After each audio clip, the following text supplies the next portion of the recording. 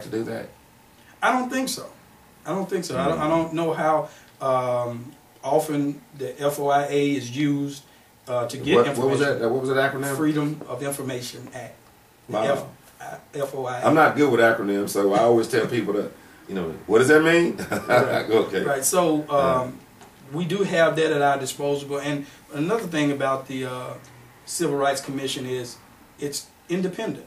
It's a local organization that's run by its members, and they can do whatever within the law to get any information to the investigation and have legal counsel for that matter. Great, that sounds great. I'm glad to hear that. Now, I've read a lot in the paper about you, and I've got some questions here that we want to ask you. And some of these questions have come from some of the people out in the community. Some I've taken from some of the questions in the newspaper. You've been talking a lot recently about this Marion School District and West Memphis School District issue. And we've been hearing about that, and people in the county and the city has been talking about that for years. I myself, I have lived in Crittenden County since 1975. And ever since I've been here, I've heard that, particularly in the 90s when I was a part with the late T.K. Robinson and others in trying to redraw some of these political boundaries, because as a lot of people may know that up until about 1990, and well, probably started with some of the redistricting lawsuits in the late 80s, which really most of them were championed by, again, the late T.K. Robinson. But many of our political districts have been gerrymandered, which is a word that means the drawing of political boundaries to favor one group, particularly one racial group, over another. And I think beginning in 1986 with the Smith versus Clinton, and then later on, that was for the House District 54, which now Mr. Hudson Hallam is the representative from the district, although the district numbers changed. And let me go further than that. I think Mr. Jack Crumlin is a current state senator. That district was created by a lawsuit. The circuit court position that is currently held by Judge Victor Hill was also created by that. So it appeared that there had to be a lot of work, lawsuits and all these other things done in order to bring about some measure of fairness in the drawing of political districts. Now we're to this issue that's been talked about and talked about and talked about. Why is it that the Marion School District is inside of West Memphis? My understanding, you can correct me if I'm wrong, but everything north of Dover Road in West Memphis is in fact in the Marion School District. As a matter of fact, I think Avondale Elementary School is in West Memphis. Now, and I hear that we're not the only city where something like that occurs. But how much money do you think leaves West Memphis in that area north of Dover Road and actually goes to Marion schools? And if that area were recaptured and brought back into the West Memphis School District, how much money would come back into the West Memphis School District that could be used for a number of things in West Memphis? Can you talk about that? Yeah. Well, I guess more than 15 years ago, I heard the same conversation about Marion school district being inside of West Memphis. Mm-hmm. I even think when I was on the city council, mm-hmm. Me and a couple of councilmen even talked about it. It just never caught traction, mm-hmm. actually. So mm-hmm.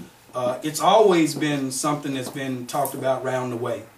Now, the county assessor's office did release the figures. Okay. About how much money goes to Marion out of West Memphis. Okay. It was $2.1 million each year. Wow. Leaves West Memphis. $2.1 million. $2.1 million. Leaves West Memphis and goes to support the Marion school system. So the West Memphis school system gets $2.1 million out of an area that's in fact inside of West Memphis. Yes. Wow. Right. So Marion is getting $2.1 million out of West Memphis to support its no wonder Marion did so well. Now it certainly helps. Now my understanding is that Marion has a higher millage rate. So and so if that area that's in West Memphis, that's currently now the part of the Marion School District, how much, assuming West Memphis could recapture that area, how much money then would come back into the West Memphis school district? Right. And the county assessor did those figures too. It would be somewhere close to 1.5 million. Yes, 1.5 million per year. Wow. Coming back to West Memphis. And in 10 years, that's, you're talking about 15 million. Exactly. How long has how long have those boundary lines been drawn that way, as far as you know? By all accounts, I'm hearing somewhere in the early 50s. Now, 60 years. Before Brown versus the Board of Education and during the Jim Crow era. Right. And it's been that way ever since. Right. You're right. That's 1954. Big case. We ought to have a show just about Brown versus Board, 1954. Case actually was brought by legal defense from the NAACP. By the way, a lot of people don't know that. And that's the major school desegregation case. Good.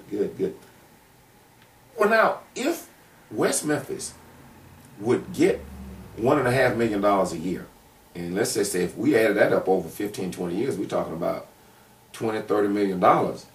I mean, God, they could build new schools. They could do a whole lot of more stuff. A lot of more things that are relevant to the educational process could be financed with that kind of money. And who knows the infinite value that would come from bringing in that extra money.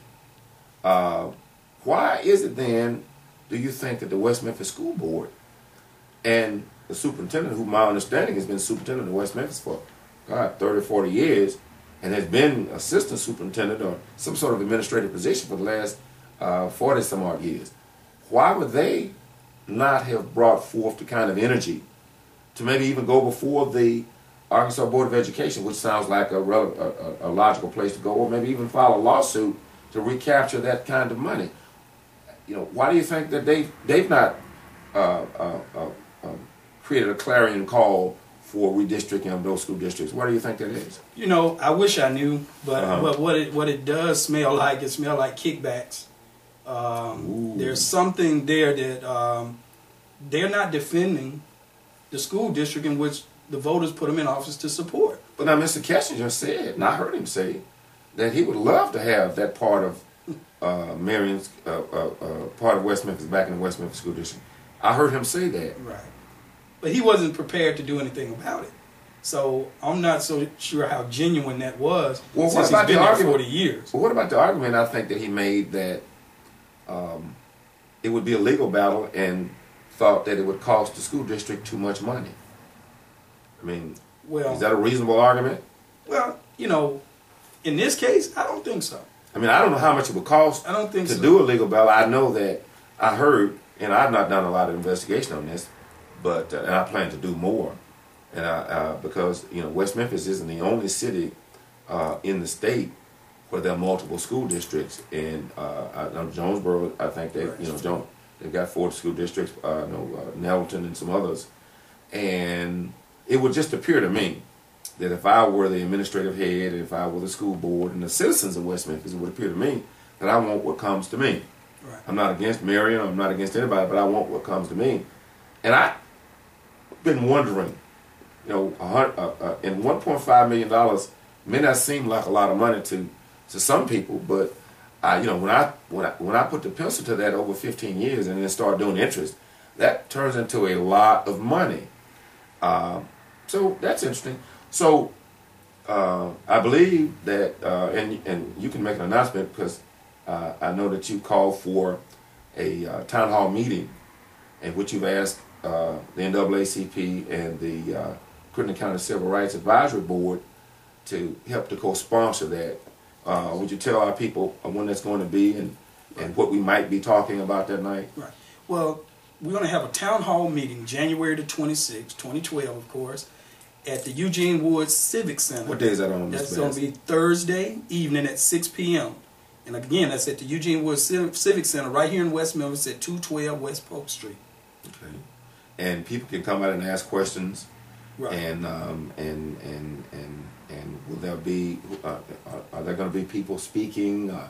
You know, what's the format? Is it going to be kind of loose? I mean, will everybody have an opportunity to voice their opinions and and maybe put their 2 cents in as to what they think